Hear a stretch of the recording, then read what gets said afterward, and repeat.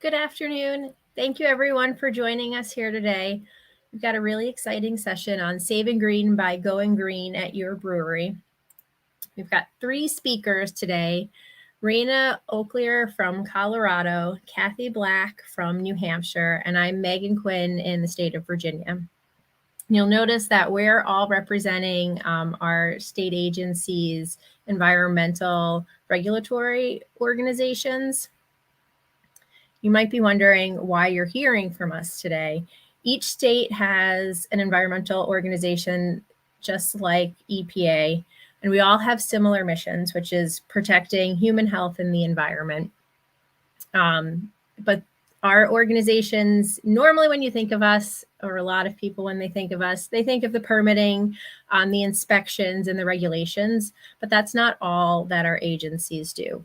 We have those in place to meet the minimum that is needed to protect human health and the environment, but we know that together we can do a lot more. So to do that, we have partnerships with all different types of organizations, and our partnerships are all voluntary. We're all here representing voluntary programs. There's no requirement, and there's no, we don't have any authority to make people participate. But these programs really help us go beyond the minimum requirements set by regulations and are based on pollution prevention, also known as source reduction. Pollution prevention is the practices that reduce, eliminate, or prevent pollution at the source before it's created. So that would be something that goes beyond, that would be something that is not dealing with something after it's created, like controlling emission control technology, but it's changing something earlier in your process that's going to affect what comes out your process at the other end. And I have a few examples of the some information from EPA about the benefits of pollution prevention and the results. And you'll see that about 2,000 companies have saved over $2 billion. From EPA investing about $50 million. So pollution prevention, there's really a huge overlap in there's a huge overlap in reducing the emissions and the ability to save money. So why are we focusing on breweries? Well, one is that EPA is giving some grants. So there's some focus across the country at different states, agencies through EPA that focuses on food and beverage manufacturing, which is great because that allows us to have this great partnership and the ability to rely on additional states. Also, we recognize that a lot of breweries are not huge operations like some of the really large industries that have a lot of dedicated environmental staff. So it's an area where with limited personnel, we can come in and help connect brewers to resources. Breweries also have a customer base that is interested in making sure that the places that they spend their money are protecting the environment. And I do want to highlight that although I'm focusing on Virginia, and we have representatives from 2 other states here, that these are not the only states doing this type of work. So we have facilities and connections all across the country. Kathy, Raina, and I were able to come up with this list just off the top of our head, talking for a few minutes, and we know that there are other states doing this work. So don't feel like if you're not in one of the 3 states that we're highlighting today, or not on one of the states on this list, that these resources aren't available to you. All right. And with that, I'm going to turn it over to Raina. Awesome. Hi, everyone. My name is Raina Oliker. I'm with the Colorado Green Business Network. I'm going to talk a little bit about what our structure looks like, and then also give you some examples of some projects that we're working on with breweries in our state. And part of the reason for doing that is to give you a sense for how these programs tend to look across the country. So we all have different flavors of pollution prevention work that we like to do. Our programs differ a little bit from state to state, just like our culture differs a little bit from state to state. So the programs might look a little bit different, but they have some similarities that I wanted to talk through. We can get to the next slide. So one of the things I like to mention is program structure. And the thing to remember about this is that usually there's kind of a two-pronged approach to sustainability work and environmental work happening with our businesses. And that's support and recognition. So a lot of our programs have technical assistance as kind of the foundation of our program. We meet businesses where they're at. We work with folks who are just getting started, folks who have kind of taken a lot of steps on sustainability. And we're working with them at whatever level they're at initially. And the recognition side is once businesses do start implementing projects and tracking their data, there are applications that you can fill out so that you can receive that statewide recognition. It's okay. Don't worry about it, Megan. I'm going to say everything that's on these slides. I have a better copy. So we can go to the next one. So in terms of benefits, for our program specifically, we provide technical assistance and operational assessments and improvements for our businesses. So we actually will come out on site, assess the facility. I know a lot of our other programs across the country are similar. And for our program, we also provide a lot of community connection and resources. I would say the number one value add that all of our programs offer to businesses is that there are a ton of funding opportunities available, whether it's through utilities and rebates or state funded and federally funded grant opportunities. And it's just really difficult as a business owner to keep track of all of those opportunities and to know when those grant opportunities open and close. So one of the biggest things that we do is when we're providing technical assistance to a business, we're giving them information about what financing opportunities exist to get the work that we're recommending done. So that's a big piece of the support level. So then recognition on the next slide provides kind of the opportunities for a little bit of marketing and bragging about what you do. More and more customers are looking for third-party certification and recognition as a way of making sure that a brand is doing what they say they're doing and is green operationally and procedurally. So we offer certificates and window decals. We have a press kit. We do press releases. We have a website directory, all those kind of basic things. We also do provide advocacy at the state level. So for our program, that can look like priority permitting and letters of recommendation for those grant opportunities that I mentioned. I know each state has a kind of different flavor for how they like to do that. But the idea is to give you that standing connection and relationship at the state level so that we can work with you on an ongoing basis. Our work really isn't we come in, do the site visit, and then we're done. We're here to support businesses throughout their process. And on the next slide, you can kind of get a sense for that. So a big foundational principle of all of our programs is this idea of continual improvement. So we're working with businesses throughout their journey so that they can maybe start at that support level and we can have those basic conversations about data tracking or maybe LED lighting retrofits.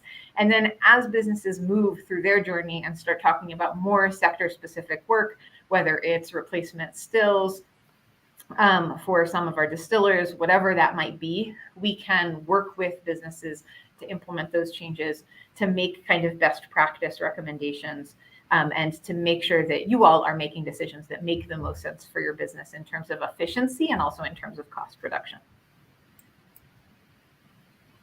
So just a quick highlight for our program specifically. So in Colorado, these are just some completed metrics from 2022. So you can see the metric tons of CO2e emissions reductions is upwards of about 65,000 tons. We've also saved electricity, which of course equates to financial savings, as well as water and tons of materials diverted from landfill. So we're working with our businesses. Another thing I like to mention is that our programs often serve as kind of training wheels for other types of certification. So a lot of our businesses, you can see here, 27 members of our program got ISO 14001 certified, which is an environmental management standard. Another 6 were B Corp certified. So our program can serve as stepping stones for other types of recognition that businesses might want to receive. Next. So for our program specifically, if you're a brewer in Colorado, we would love to work with you. This is a QR code here that you can scan to get registered with us. We actually have an online tool that we use for our application. This is something that does look different across the country, but I do know that Green Biz Tracker specifically is used in Washington, California, Nevada. So this is a similar tool to what you'll see used across the US, but each program is a little bit different in terms of how they manage applications. And then I also wanted to share these resources. So this is 2 more QR codes to scan if you're quick. And these are for resources that we just make freely available to all of the businesses that we work with. And I wanted to share with you all, we have kind of a standard sustainable breweries fact sheet that we provide that just gives you some ideas of standard recommendations that we make when we're working with breweries and might give you a jumping off point for some places to get started. We also have a data tracking template. A lot of our businesses struggle with how to track their resource use. And if it's not tracked, it's not managed, right? So if energy use spikes, but we're not tracking energy use, we don't necessarily notice that uptick in cost until maybe we've been paying that increased bill for a couple months. So data tracking is a really important part of the work that we support businesses in doing. And we do have this free template. It's an Excel spreadsheet that's already kind of set up and ready to go to help businesses get organized, keep all their data in one place, so that whether it's you or somebody else at the organization, it's really easy to find that information when you need it. And then the last piece that all of us do, again, in different ways, but pretty standard across the country, is performance assessments. So we'll come in, this is kind of our specific program's timeline, but we come in and we make those facility specific recommendations because every facility is a little bit different. And we want to make recommendations based on your challenge areas and where you're at, as opposed to kind of providing those generic recommendations across the board. So I also wanted to show a quick video. In Colorado specifically, we've been exploring a lot of discussions around carbon capture specifically, because there's a really unique opportunity that we have with cannabis cultivation facilities who also need captured CO2. So I wanted to give you an example of a case study.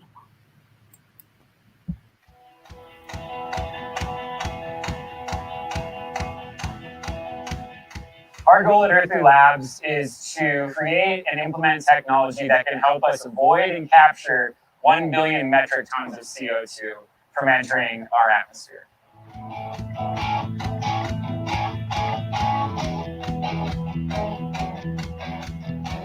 This machine behind me is our CO2 recovery technology that we affectionately refer to as CC. CO2 is a byproduct of fermentation. The yeast naturally create CO2 as they're metabolizing the sugars and creating alcohol as well.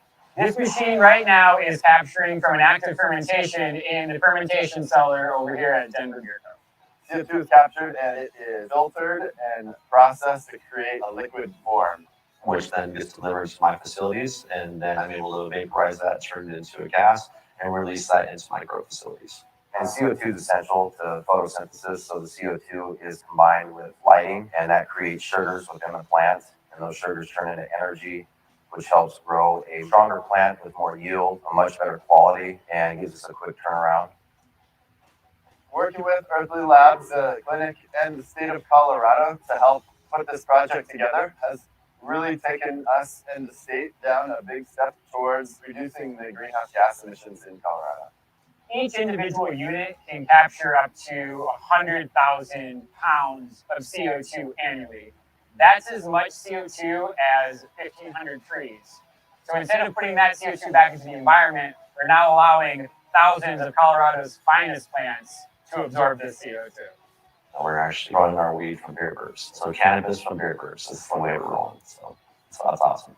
These two industries are very much the epitome of Colorado's small independent business, really working together. So we're excited about this partnership. Just to be able to produce a great beer, great cannabis, and then also reduce the carbon footprint for all our neighbors. I'm super proud, and I know Earthly Labs as well is proud to be not only working with industry leaders like Denver Beer Co. and the clinic, but to also be working with the state that's so forward-thinking and progressive about how they're going to continue to make this state a beautiful state to visit, to live in, and to be a small business owner and entrepreneur in.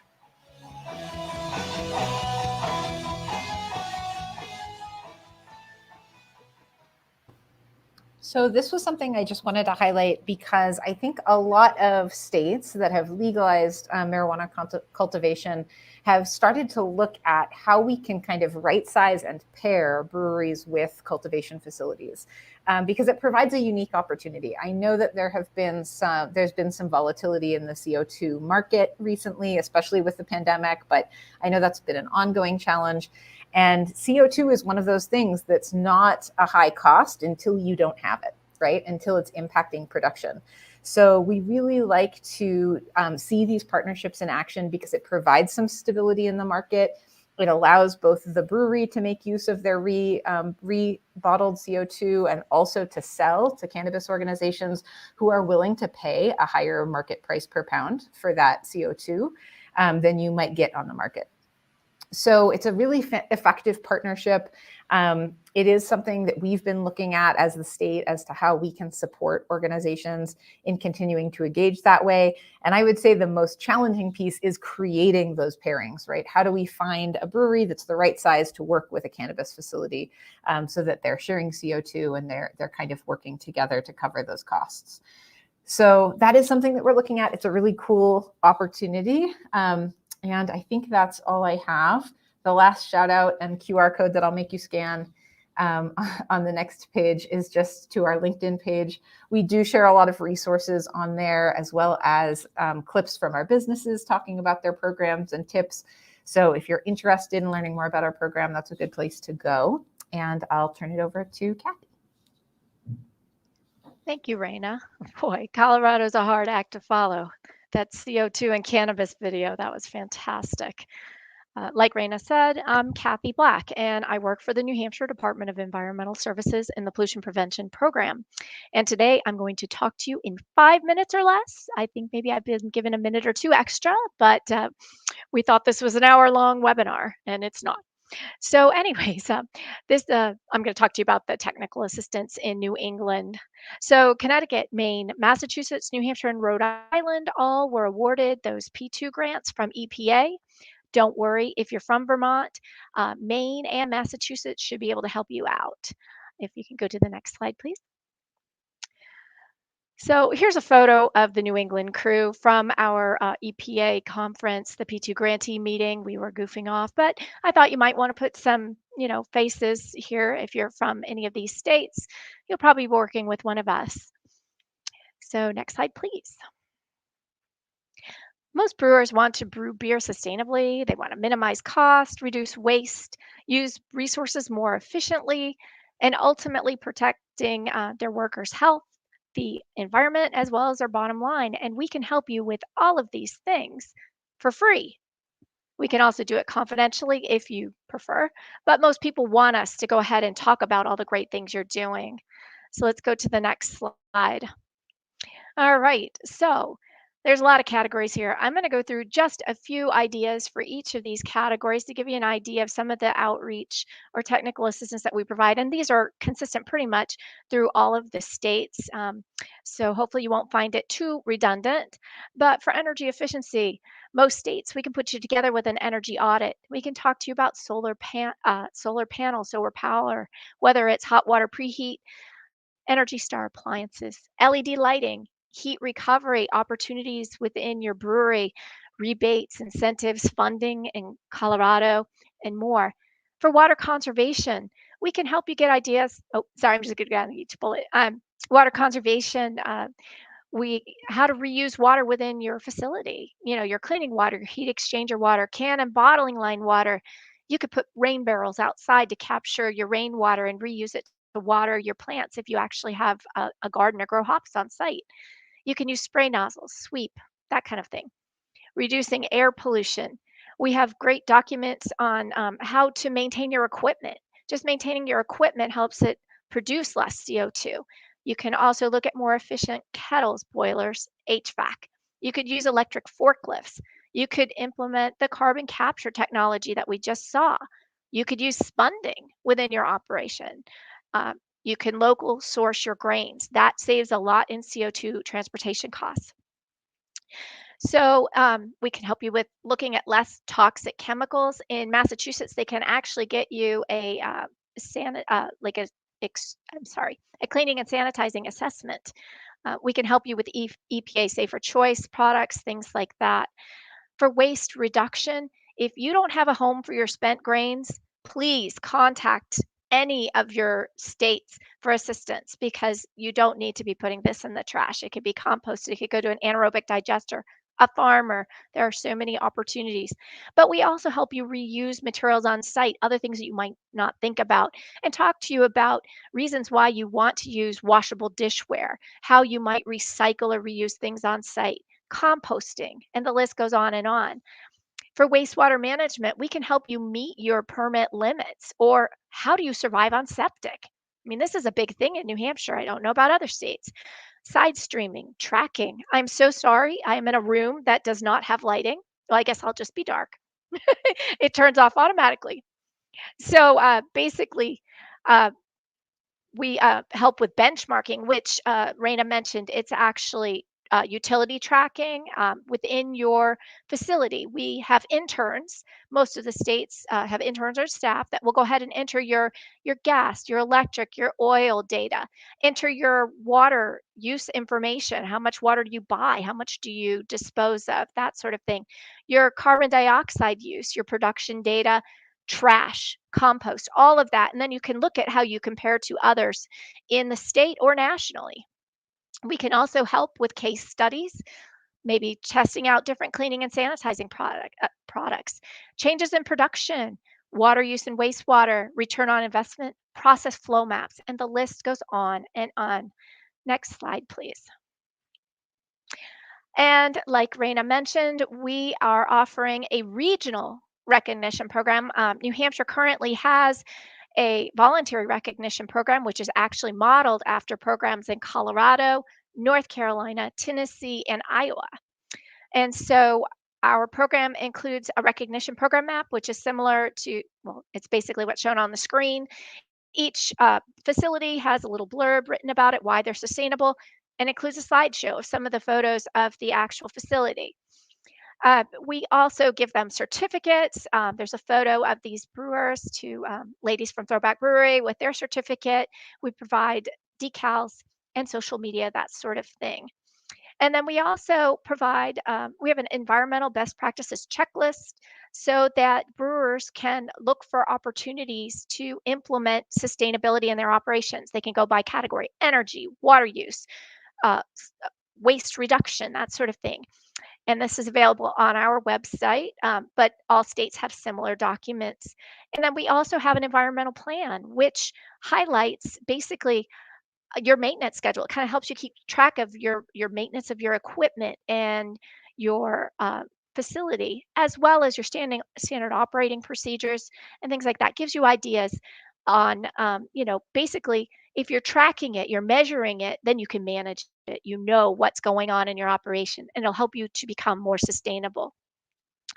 So basically, Maine has implemented New Hampshire's checklist, and now together as a region, we are all working together to create a regional green brewery or sustainable craft beverage program, which will be fantastic because now my map will include maps from the other states as well. So we can show a green network of breweries. And actually, maybe we can even work it into a national map, who knows? But we would like to be able to share the sustainability on a larger scale than just New Hampshire or Maine or Massachusetts. So I will go ahead, next slide. This is your one last opportunity to take a photo of our contact information. But if you do have any questions for anybody in New England, please feel free to reach out to me. I can be reached at Catherine, Kathryn, .black at des.nh.gov. And I wish I had QR codes. I wish I'd thought of that. I could have sent you to our cool documents and that sort of thing. But now I will turn this over to Megan, and she'll tell you all about Virginia's program. Thank you, Kathy. And anyone who needs that contact information or anyone else's contact information from another state, please feel free to just send something in the comment section and we can hook you up with that information. So I'm going to say ditto to what Raina and Kathy had said. We have very similar programs set up in Virginia. Ours, I'm going to specifically talk about our Virginia Green program, which is our program for the tourism industry. We have it under a few different umbrellas in the way that we set up our programs here in this state. But our main program for the tourism industry is Virginia Green. And with the grants that they've referred to earlier, we are doing like specific outreach to breweries within that program. And one of the things that I wanted to highlight was, why participate in a program like this? Why do the extra work of filling out the application? Well, a lot of people who are your customers are looking for green and sustainable companies to support. Here are just a few statistics, and I don't want to go, and there's a lot of words there. I don't want to read everything, but a lot of people, when they're looking for where to go, are, they want to see that you have made a commitment. So using one of these state programs, it gives you an opportunity outside of you just saying, hey, we did this, to have something that's recognizable throughout your state. And the way that they're doing it up in New England is great, that it's going to be across multiple states. It helps build that recognition that people, travelers, consumers, they know to look for that logo when they're going places. They can use these resources that are set up online to help connect customers with green facilities. So we have a Virginia Green Breweries program. In addition to our normal Virginia Green stuff, we do have like certain outreach and recognition material just for breweries that participate with us. We have an awards program that's given every year to support and promote the green breweries. And I did want to just highlight 2 breweries within Virginia that I thought might be doing something that was probably not mentioned previously. So Wild Wolf Brewery, they had eliminated their filtration system for their beers, which really reduced the amount of water that was needed for cleaning the filtration equipment. Now, I am never going to come in and tell you how you should be making your beer, but they did this and they actually thought it made the beer taste better. So they got a better product and saved water while doing it. They also had a really interesting pest control. They were located out in the western area of the state and there were a lot of mice in just, they're out in fields. So they were using cats to control the mice population as opposed to chemicals, which I just found that I found that very amusing. But yeah, it really cut down on the number of chemicals that needed to be used. And those are not chemicals that you necessarily want lying around.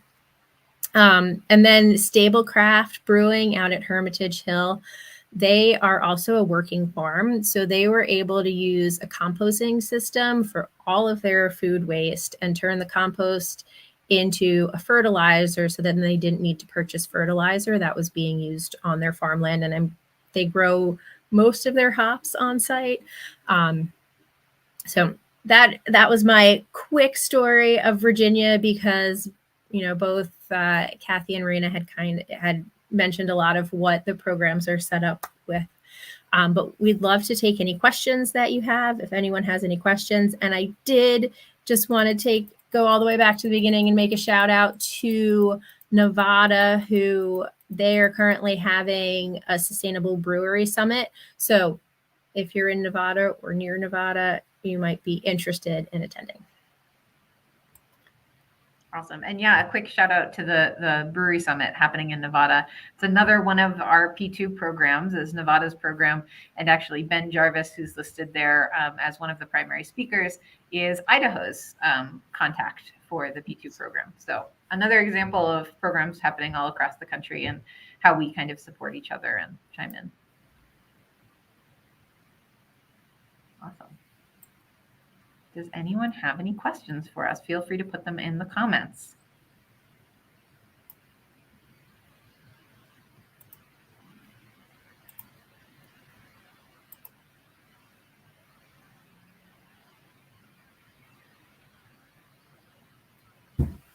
I don't see any questions coming in right now, but sometimes it takes a minute. So does anyone want to share what they're doing for Earth Day while we're looking for some questions? So we do a bunch of stuff internally. We have a recycling drive, and we usually do like a lunch and learn every week for Earth Day, which is pretty cool. But yeah, our businesses all tend to have festivals and events happening at this time. One of the things we like to do is we share out like upcoming events that our businesses are hosting in our newsletter. So it's just an opportunity for them to connect with each other. Great. Yeah, last year we had one brewery that created a Virginia green beer, which was kind of neat. But we'll be doing some tree planting as well. We do a lot internally. That's awesome. And also, Kathy, oh, you're muted. Yeah, we'll do cleanups as part of our agency and do beautify on property and things like that. We have composting and things like that. So we'll take our compost and redo our flower beds and things like that as well. Awesome. I love the idea of the regional program recognition as well. That's a fantastic idea. I'm like taking notes. We all work together. That's the thing that I hope everybody takes away from this. You know, we help each other out as much as we can. You know, I borrowed resources from Colorado and North Carolina, Virginia, all over, you know. So we do work together, and it's great to hear what other states are doing. Okay, well, I still don't see any questions. So I think we've answered everyone's questions, and we're going to be flooded with requests. So, great. Thank you all. Have a good afternoon. Thanks, everyone. Bye. Bye.